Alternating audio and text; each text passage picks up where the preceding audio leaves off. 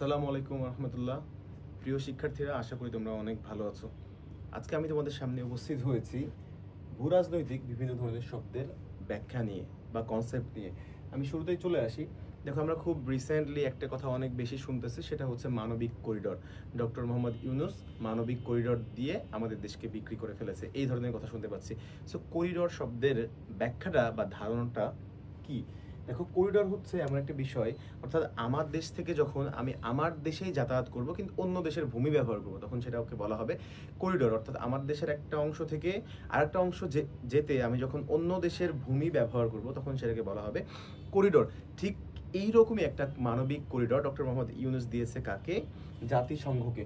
জাতিসংঘ কি করবে? জাতিসংঘ আমাদের ভূমি ব্যবহার করে রাখাইনে ত্রাণ সামগ্রী পৌঁছে দিবে, সেটাকে বলা হচ্ছে কি? করিডোর। তাহলে আমাদের করিডোরের কনসেপ্ট ক্লিয়ার, যে একটি দেশ নিজ দেশ হতে নিজ দেশে যাওয়ার জন্য অন্য দেশের ভূমি ব্যবহার করাকে করিডোর বলা হয়। ঠিক আছে, ওকে ফাইন। এবার আমাদের আলোচনার বিষয় হচ্ছে ট্রানজিট। দেখো, কিছুদিন পূর্বে আমরা ট্রানজিট, ট্রান্সশিপমেন্ট এই শব্দগুলো অনেক শুনেছিলাম, যে আওয়ামী লীগ সরকার ভারতকে ট্রানজিট সুবিধা দিয়েছে, ট্রান্সশিপমেন্ট সুবিধা দিয়েছে।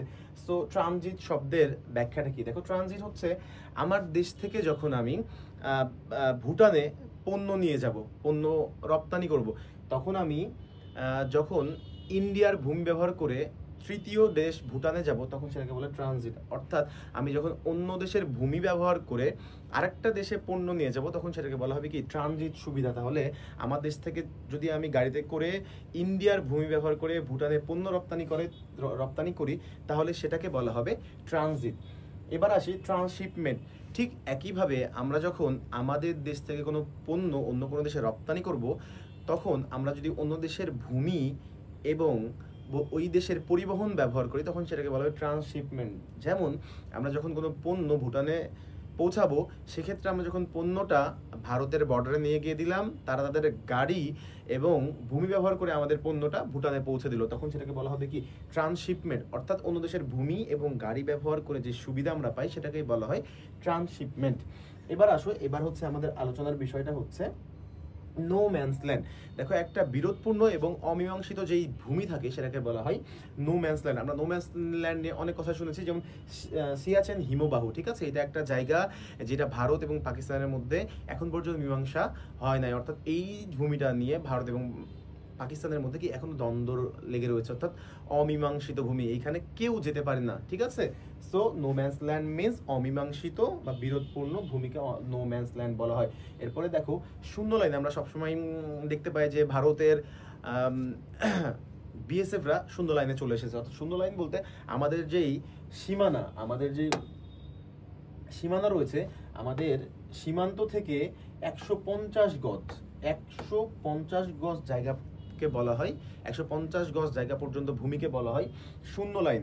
এই শূন্য লাইন, অর্থাৎ আমরা জানি 12 ইঞ্চি সমান হচ্ছে 1 ফুট, আর 3 ফুট সমান কি? 1 গজ। এই 150 গজ জায়গাকেই বলা হয় কি? শূন্য লাইন। এই জায়গাতে কোনো স্থাপনা নির্মাণ করা যাবে না, সম্পূর্ণ নিষিদ্ধ। ঠিক আছে, এটাকে বলা হয় শূন্য লাইন। এরপরে আসি ছিটমহল।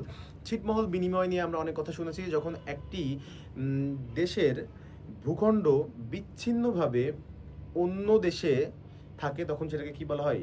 তখন একটি দেশের বিচ্ছিন্ন অংশ যখন অন্য দেশের ভূমি বা জলভূমিতে বিচ্ছিন্ন আকারে থাকে, সেটাকে বলা হয় ছিটমহল।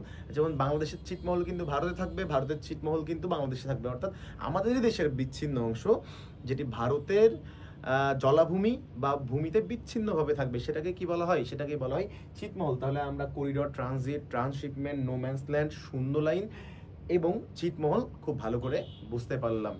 সেই পর্যন্ত তোমরা সকলেই ভালো থাকো। নেক্সট কোনো ক্লাসে আবারও দেখা হবে।